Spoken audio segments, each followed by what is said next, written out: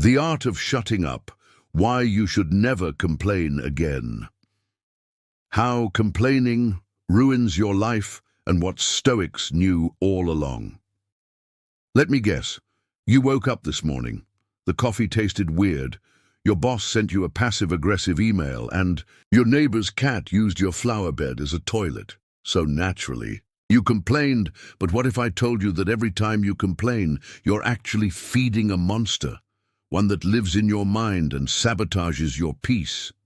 The Stoics had one rule: don't feed the monster. Here's why. So here is the story.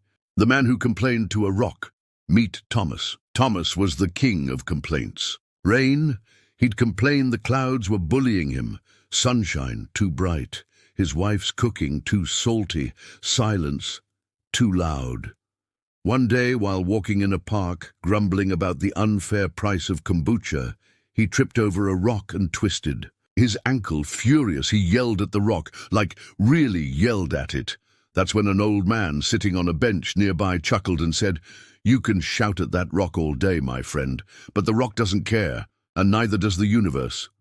That man's name? Marcus. We're assuming he was Marcus Aurelius reincarnated with AirPods. Why complaining destroys you. Here's what Marcus told Thomas, and what you need to know too. 1.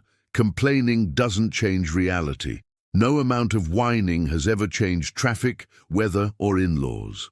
As Epictetus said, it's not things that disturb us, but our opinion of them.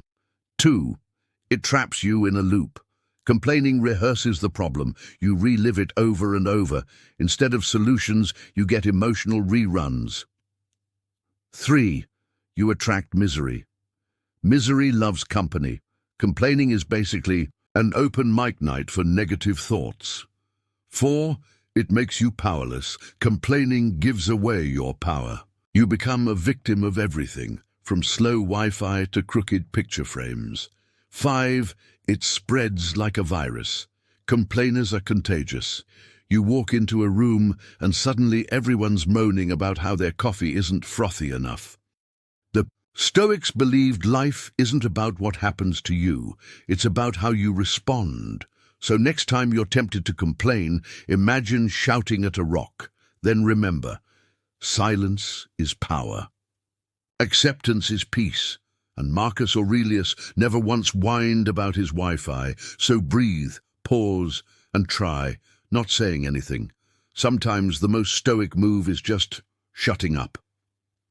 Bite your tongue, but not literally. Liked this no-fluff Stoic. Wisdom, comment with the last thing you almost complained about and how you're reframing it instead.